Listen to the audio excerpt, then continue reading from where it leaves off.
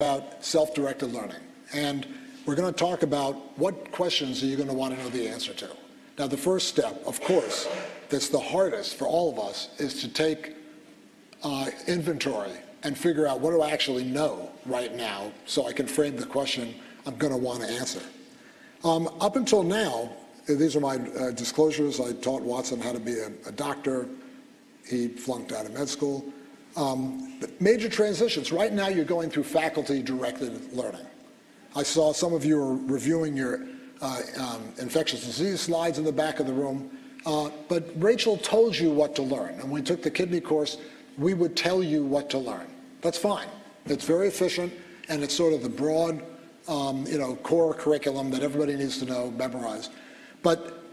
And the opportunities for self-directed learning are actually few and far between. In college, I'm sure you all wrote papers and you did research in the library, but for the most part, we're telling you what to learn. We have all those decks that you go through. Believe me, you probably would do fine only learning half of it.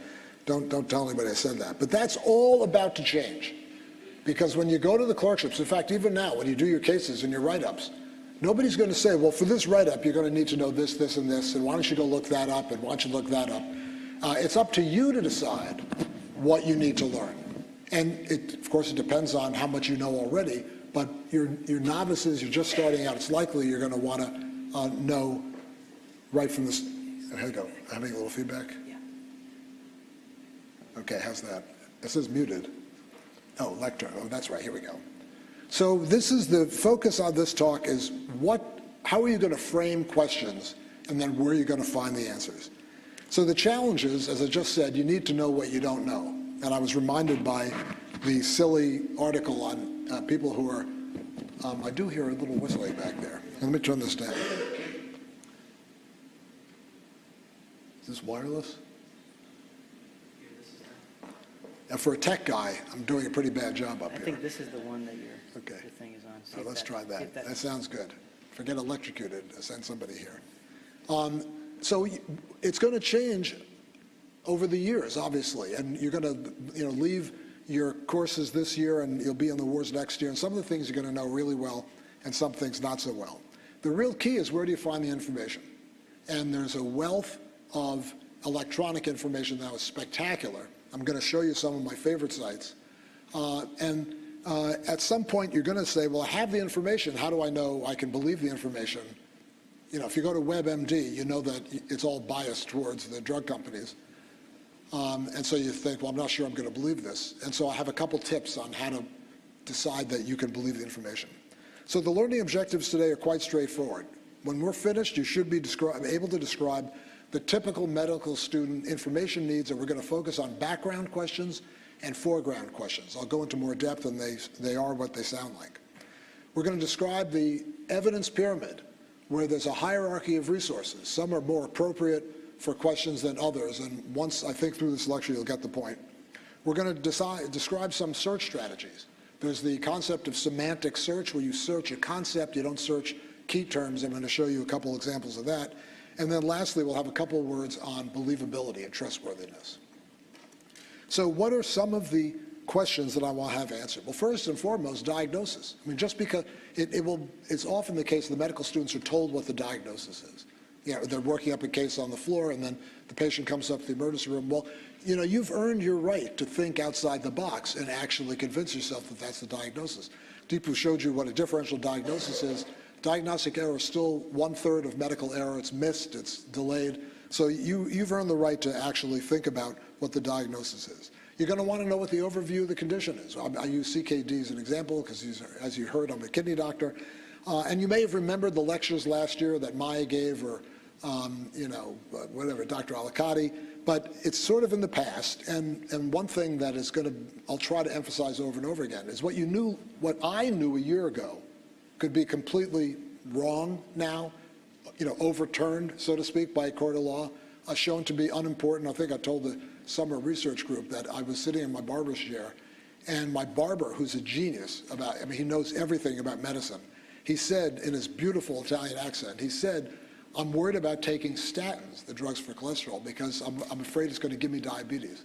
And I thought, what is he talking about? And sure enough, just in the last year, it's been shown through a bunch of large trials, data mining, that statins can lead to diabetes. So all of us, not just you, all of us have to figure out what we know right at that point, whether or not we need to look something up. What are other examples? Management. You will get into management when you discuss your cases, your preceptor cases this year. You'll hear how the patient was treated. It's not the main focus of your preceptor session, but you're going to hear what happened to the patient.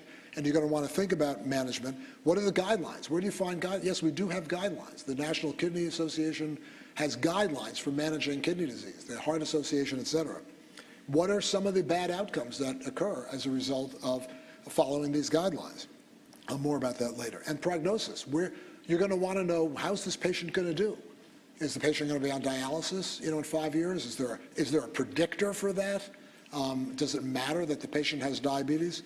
So these are typical questions. Now, I thought I'd give you a little graphic on the natural history of biomedical information. Initially, it starts out with a hypothesis. I think angiotensin II blockers are good for kidney disease in patients with diabetes. Unproved, no studies. So then somebody does a study, and then somebody else does another study, and starts gaining some momentum that looks like the blockers are actually better than whatever, calcium channel blockers, or beta blockers. And eventually, a group gets together and puts together a systematic review. They look at all the studies, but you might have heard of this already. They look at all the studies, and they try to see who did what well and where was it randomized and the power calculation was sufficient, et cetera, et cetera. And then they write systematic reviews. I'm going to show you my favorite site for that in a few minutes. Then, after a couple systematic reviews, it ends, if it's correct, it ends up in a textbook. And now we consider it dogma until something else comes along and says it was wrong. But that usually takes years. Now, I just want to remind myself that Walter Palmer's course starts soon. He's a fabulous teacher. He's won all these awards. He's going to teach you biostatistics. It may sound a little mathy, but it's really not. It's all about how evidence is analyzed and evaluated. He's going to give you the words. He'll talk about systematic reviews. So what does this lead us to believe? We believe that there's actually a hierarchy of evidence. And this is the classic evidence pyramid. I've met fourth-year students, doing the rotations, and I say, what do you remember from my talks? And the only thing they can remember is the evidence pyramid. Everything else is, they've completely forgot that I taught them. But that's okay, if you remember the evidence pyramid. So at the very top are systems. I'm going to give you a couple examples of that. These are still systems built in the electronic health record that really are evidence-based. They wouldn't be there if they didn't. And at the very bottom are the original studies in PubMed. And the reason why it's shaped like a pyramid is there are thousands and thousands of PubMed studies, but there's very few textbooks, which are right below summaries. Very few textbooks. There are only a couple internal medicine textbooks, and there are only a couple of OBGYN textbooks. And there are more syntheses and synopses of syntheses in the middle. So it's shaped as a pyramid. It's very handy because the top is the most believable, and the bottom is the least believable. Now, you may find that that's counterintuitive. I mean, doesn't all the textbook information come from studies in PubMed? Sure, that's true, but it doesn't mean that every study in PubMed is going to end up in a textbook. And it's literally, it seems like an odd conclusion, but it's the least reliable information in the primary literature. It has not withstood the test of time, and some of the articles are wrong or biased. When I lectured to the summer group, I went into a little depth there. So you may have heard PubMed, and we'll discuss when PubMed's helpful. It's not your first place to go, which is, of course, what generally the residents often think of the attendings. Is go to PubMed and find this and find that. Wait a second, we'll talk about when it's appropriate. So Anna Getselman, who's the head of the library, has a beautiful saying, and I'm sure you've learned this on your phone, where you have certain apps you feel really comfortable with, and you don't use the other one that's sort of comparable, does the same thing. There are two textbooks that are very commonly used, Access Medicine, Up to Date. Up to Date is okay for your level of training. It's more of a therapy-based textbook where, what should I do for the patient? It doesn't focus a lot on diagnosis or natural history. But those are two good examples. Systematic reviews, I'll show you in a second. Cochrane has great reviews. DynaMed has great reviews, and PubMed actually has reviews. I'm going to show you some screenshots in a second. And then lastly, there are the original articles. Let me just get rid of that. In PubMed. Yes, when you give a presentation on psychiatry, I've been reading the students' presentations. That voluntarily, they send me their presentations and to give them tips on what the evidence was.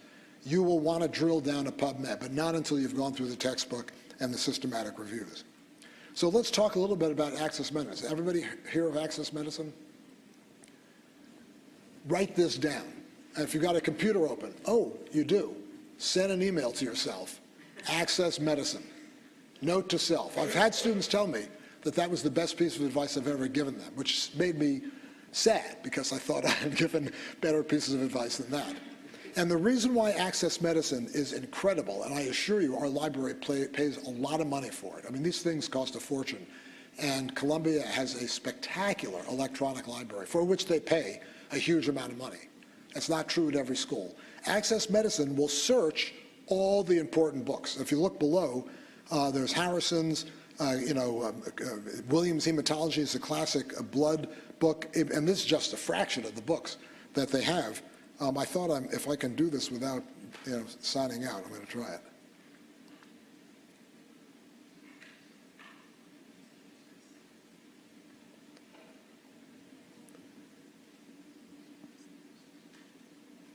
No, we're not going to. Here are other books.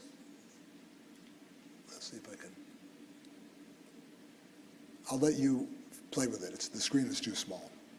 So you'll search chronic kidney disease, and it will go through Harrison's and maybe find a kidney textbook. It's unbelievable, and it would be appropriate to use this in your biology of health and disease, although we know that they end up giving you all these slide decks. It's a semantic search, and what does that mean? Does Google know the difference between chronic kidney disease and chronic renal disease? Now, you all know they're the same, but Google's gotten better, but for a long time, it's still not as good. It doesn't really know. You get two different searches, chronic kidney disease and chronic renal disease, where Access Medicine knows that the diseases are the same, and I won't bore you with all the mapping that goes behind the scenes, but there's a long history of mapping these terms to the same node, and so it will search, even if you don't put in the right term, it sort of figures out what you're asking for. And it will search all the books. Now we're going to go to systematic reviews, and Cochrane is my favorite source. The only disappointment with Cochrane is that it often doesn't have the answer to your question because nobody's done the study. So if you search, is angiotensin blockers better than ACE inhibitors for treating diabetic kidney disease, there may be 4 or 5 reviews on that where they looked at, again, dozens of randomized controlled trials. Or you ask something and Cochrane says, we have no answer, nobody's done a review on it. I mean, the last time I used it, I was going to Europe, and I thought, does melatonin really help with jet lag? Because everybody says it, take melatonin. And they actually did a systematic review of like 100 papers, and they concluded that melatonin helps for jet lag, but only when you're going east. I know that you found that fascinating. DynaMed, again, Anna says, use the one that you're comfortable with. Some of you will become comfortable with DynaMed. There are guidelines there. There are reviews, systematic reviews. It's a fabulous resource. And lastly, PubMed has what are called these tools that really make PubMed a much more powerful tool. Now, the library has courses, short courses on PubMed. I urge you to take this course before you go onto the wards. Because if you don't know how to use PubMed and your attending sends you to PubMed, you'll just get lost with like the 10,000 articles on this, et cetera. There are all sorts of tools here that are extremely helpful, and I would urge you to take that course. Now, there are also apps on your phone for PubMed. Honestly, I've used it. It's pretty crummy. Maybe you feel fine with your phone. Maybe it's because I can't see. The screen is too little, and it doesn't have all the bells and whistles of PubMed. So you can get it if you want, but I'm not sure how valuable that is. I will tell you soon, PubMed 2 is going to come out, and that is a complete overdue of PubMed, and they're going to try to match your search term, what they think you're really asking for, with the most relevant articles. Sort of like when Amazon says to me, you bought Don Giovanni, you might like this opera that Mozart wrote. How do they do that behind the scenes? PubMed is sort of doing that now with your search. So if you put in a search, they will try to figure out what you're asking for and give you a better match, not just on dates and give you 3,000 returns. Now, I want to spend a little time talking about information needs, the focus. One group of information needs are background. Like I have a generic on the kidney service or kidney course. You heard about chronic kidney disease. You heard about different causes, but you basically heard the bread and butter sort of boilerplate discussion of kidney disease. People get mineral abnormalities and they may end up on dialysis and they have high blood pressure, but it's not a specific patient. And that's what you should be learning at that point. What is the syndrome of chronic kidney disease? But then when you have your preceptor sessions and when you go on the wards, you're going to have a human who's got chronic kidney disease but also has a whole bunch of other things. They may have comorbidities. They may be on other meds, like you want to put them on an ACE inhibitor, but they're allergic to it. And we call those foreground questions, where it's what do I want to know about that disease in that patient? Now, you're entering the era of precision medicine, and darn it, I am jealous of you that I'm not just starting out, because it's going to be spectacular. All the genetic information we get, and our kidney team here is putting together a large array of, or they're discovering a large number of genetic abnormalities that predispose patients to kidney disease. All that's going to help you and inform you figure out how to treat that patient. So foreground questions are specific, and they might involve social issues. Like the patient, the guidelines say do a hip replacement, and on a social level, the patient says, I'm 92, my husband can't care for me, I can't have a hip replacement, I'll just stay at home and use my cane. So here's a summary of typical information needs that you're going to be thinking about: overview, management, adverse events, and prognosis. And for overview, it certainly should always start with background. I mean, maybe you sort of ace the kidney section, but let's face it, some of that faded, I'm guessing. And for me, as a kidney doctor, when it comes to cardiology or GI, I always go to the textbook because I haven't kept up with it in decades, perhaps. When it comes to adverse events, they are often related to the individual patient, and certainly prognosis is related to the individual patient. So that's a foreground, a little background, but there's also foreground. So this is a summary of what I just said. Your preceptor sessions and clerkship cases, stick to the background. I mean, the worst thing you can do on the clerkships is to immediately go into PubMed and look for the most recent study on whatever the condition the patient has, because I've now, I hope, convinced you that you're on shaky, you're on soft ice or shaky territory if you actually think that you can believe that result based on one study. But you will have foreground issues because you want to know more about that particular patient. It's certainly true on the clerkships, and it will be true on your preceptor sessions. You have a human in front of you who's going to maybe be asking you questions about them.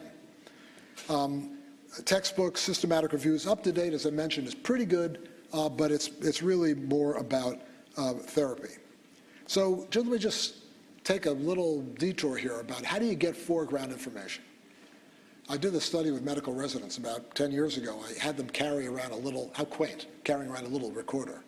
And they'd ask the questions that they were asking themselves, they would speak into the recorder. And I would analyze all those questions, both get answers, and I just see what are they asking? I was interested to know, what does a resident want to know? And the first thing I found out is that one of them stopped doing it because she knew she would never be able to answer them, and so she just stopped recording. That was disconcerting. But I also learned that some of the residents would ask really complex foreground questions. Like I have a patient with cryptococcal meningitis, they've got HIV, they failed drug A, they have a fever, what should I do? When I first saw that, I thought, I was looking at the semantic content, how many semantic terms were in that question, a lot of them. And I thought, you're never going to find that answer in the textbook. I mean, look at how complicated it is. But I started in a textbook because I knew what the drill was. And in Up to Date, there was a paragraph on what do you do when a person has cryptococcal meningitis, HIV, failed drug A, and now has a fever. So for foreground, it sort of changed my own strategy. Always go to a book first because you may actually find an answer which now you know has withstood the test of time and is believable. Then if you can't find it, go to reviews. And then if you can't find it, go to the published literature. I mean, there's certain questions that we don't know the answer to, even now. They're not in a textbook. What's the cause of sarcoid? Have we figured that out yet, what the cause of sarcoid is? Do you have pulmonary yet? No, all right, you'll get that.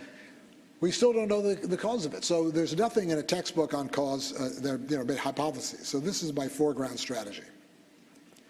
Now, I just want to take another deviation, since I know that you're going to the clerkships, and I just want to make a plug for hard copy. I know you're thinking, well, this guy's been around a long time. You know, he went to medical school in 1898.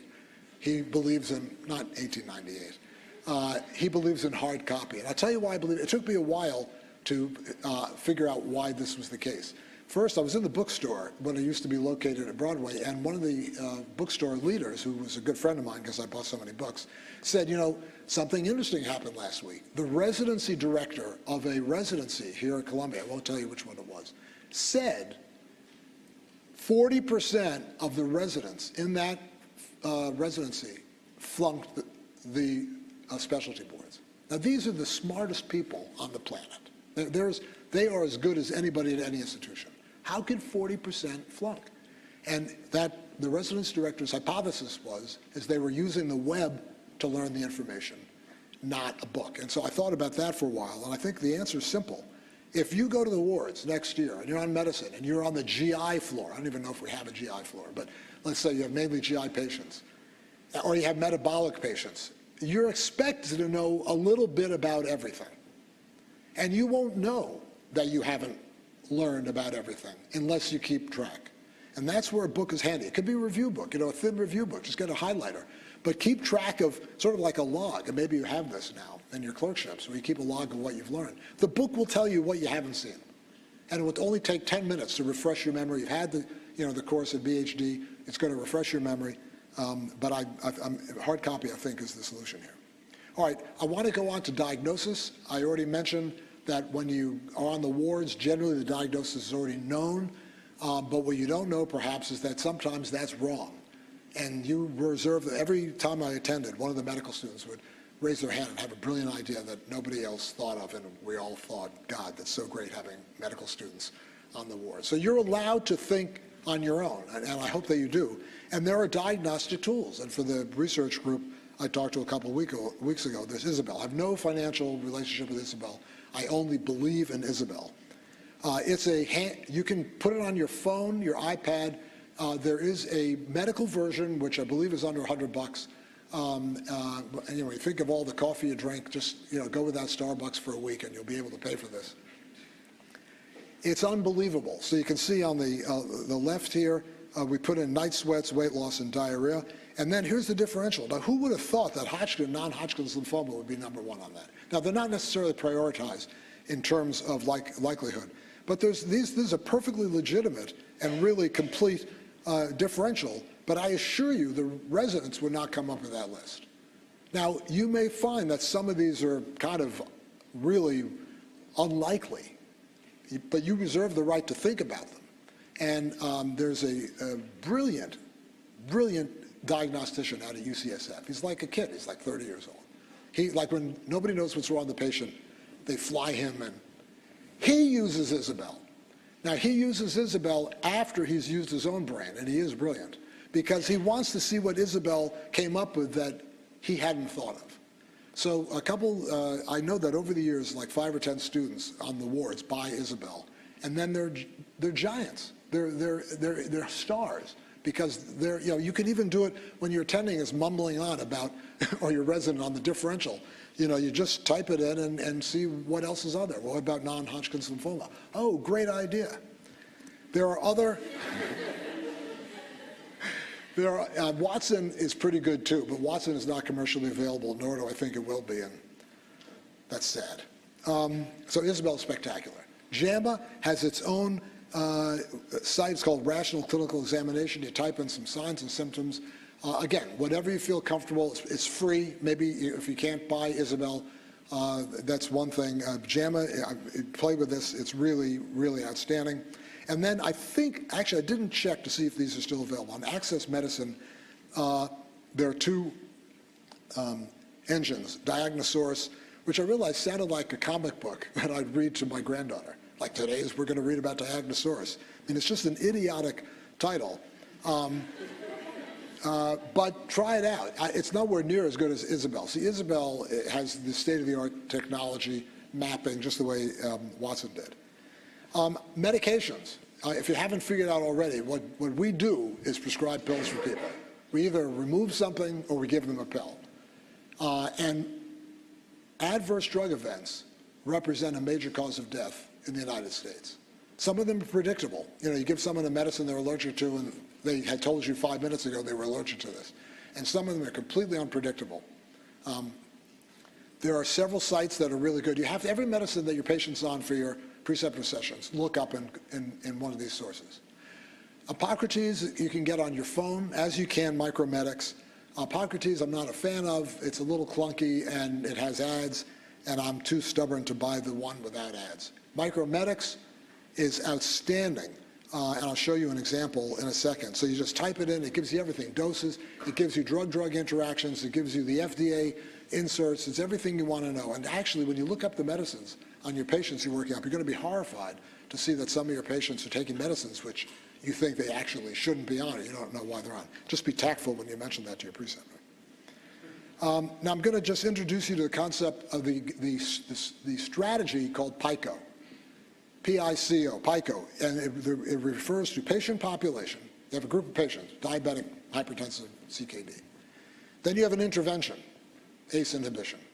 Then you compare it to something. Is that as good as receptor blockers? I mean, initially, that was a question. Because, you know, ACE inhibition does a lot more than just block angiotensin II formation. It works on bradykinin. Who knows what else it works on? A2 blockers is pretty straightforward. And then you ask, what's the outcome I'm looking for? It could be, you know, years to dialysis. It could be mortality. And this is the drill. I'm going to show you a site that has that. So you have a patient population. You have the intervention, ACE inhibitors, comparison, all A2 receptor blockers, and outcome, preventing progression. And the site is called Embase, E-M-B-A-S-E. Now, I'll see if we get better luck here.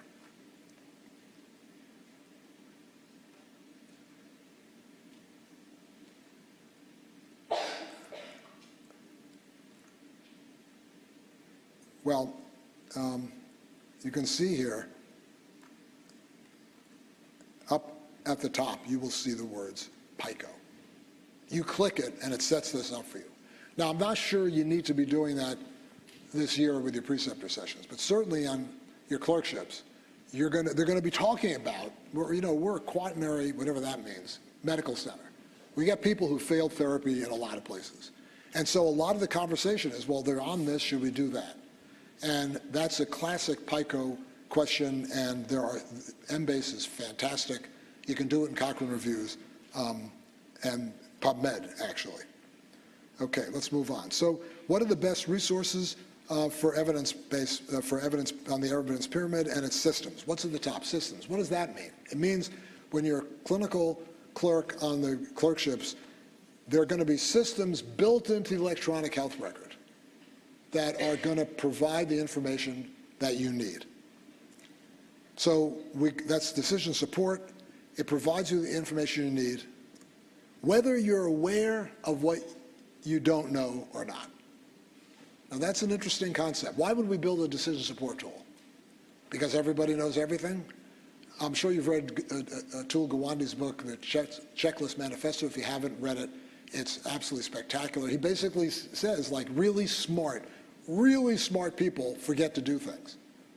My colleague across the street, who's probably the smartest clinician I know, told me one day that he had a patient with a cholesterol of 300 or 400 for a whole year. And he zoned out. He just didn't. So the decision support is designed, when you're doctors, not right now, it is designed to prompt you to do the thing that you should be doing, even though you didn't know that you should be doing it. So I'll just show you what we have on board here. We've got the chronic kidney care checklist. We actually have a tab that you press, and you can. It's on INYP. I'm going to give you a talk next year on this. It's a tab, and you get this checklist, and it shows you what you haven't measured. See, the machine's smart. The machine knows the patient has chronic kidney disease because it's creatinine and it's a time period. It already knows the patient has chronic kidney disease. But you have not measured the key lab tests to manage the disease. You haven't gotten a good blood iron, you haven't measured the lipids, the patient might have diabetes. Maybe the patient has a transplant and there are all sorts of other things that you need to measure. We've got one for diabetes. I guess maybe you'll be the class. At the end of this year, right before you go to the wars on endocrine, I'm going to create a podcast for using the tools to manage diabetes. So what I like about this is, I mean, this isn't saying I'm not responsible for looking things up and keeping track of what I don't know. This is basically paying homage to the fact that none of us can master everything we need to know to practice the best medicine. That was probably true in Hippocrates' days. So the machine is going to get smarter and smarter and going to help you practice medicine, hopefully. There's one other important decision support tool in the electronic health record. It's in drug-drug interactions. My mother was on amiodarone, and she went to her doctor and took ciprofloxacin. Shame on me. I did not look that up in Hippocrates. This is like 10 years ago. And she called me up. She said, I'm feeling terrible. I feel really dizzy. She was probably having an arrhythmia. And said, I don't know, I feel horrible. So I stopped the ciprofloxacin on my own. I thought, gosh, she's such a genius. She did. Then I looked it up, and there was like a warning, a red warning, major side of drug-drug interaction. Basically, you don't give that class to the person on amiodarone. And she went to see 5 doctors over the next 10 years for various things, and every single one of them wanted to start that class. And that she, through no fault, you can't be expected to know all this. So built into our electronic health record is something that's going to help you remember the things or know the things that you should. So the rest of this year, obviously body and health and disease, I know you have decks and you memorize the decks, but if you're looking for something to read, get one of the review books or even go on to Access Medicine, dig a little deeper. And certainly your foundation cases, a lot's background. That's the opportunity to learn. You have a case, and regardless of what you write up and give to your preceptor, this is your chance to look at that disease and really figure out what the signs and symptoms are and what's the natural history, what are the things I need to be thinking about. Those textbooks, like Harrison, those chapters are really short. I mean, they're masters at brevity. Chronic kidney disease is probably, 3 columns. So you have time to do that. This is where you get a chance to really solidify your knowledge of the of the causes of common diseases. Textbooks are most appropriate, and as mentioned, up to date is mainly for management. I just want to say one word about presentations and scholarly projects. Some of you in clerkships, you're going to be giving presentations. As I mentioned, I've been reading the presentations of the students on psych. I've learned a ton about psychiatry. They've been fascinating. But in that case, you're going to want to drill down, because you're going to want to have a bunch of people in front of you that have a specific patient with a specific psychiatric abnormality, and you work your way through the entire pyramid until you get to the basic articles. And there's a handout that we created for the way to cite and how to approach this. Scholarly project, this demands a serious due diligence in PubMed. I mean, a couple of years ago, 2 students, incredibly enthusiastic about doing a scholarly project with our division, and they had a question, I forgot what it was. And I said, are you sure nobody's studied this before? And they said, yeah, we sort of looked around. A week later, they came in, and I mean, they had these glum faces. Like 10 years ago, 10 people published studies that answered their question. It was a great question, and good for them for coming up to it. So if you're going to do a scholarly project on anything, you have to go really deep into PubMed. And I will say, you need to do it more than once. I always have a routine when I'm thinking of a project. I do PubMed searches, I get all the state-of-the-art articles, then I do my studies, and then I write it up. And as I write it up, I want to refer to the different articles that I cited. And I say one more PubMed search on this, and then I'll find articles that I didn't find the first time around. I mean, the worst case, of course, is you find an article that basically says what you're just trying to get published. So you don't want to reinvent the wheel. Let me just end on believability. We're snobs. We do believe in reputation. Cochrane and DynaMed are financially independent. That's really important, because any journal that has ads generally needs to be suspect. I know that even my nephrology journals, there are all these ads for this and that. They've sort of sold their soul. They're taking money.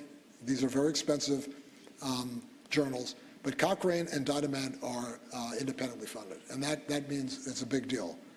And there's a concept called impact factor, which if you search the library, you can, some other time I'll explain. It's basically how often is a journal article cited.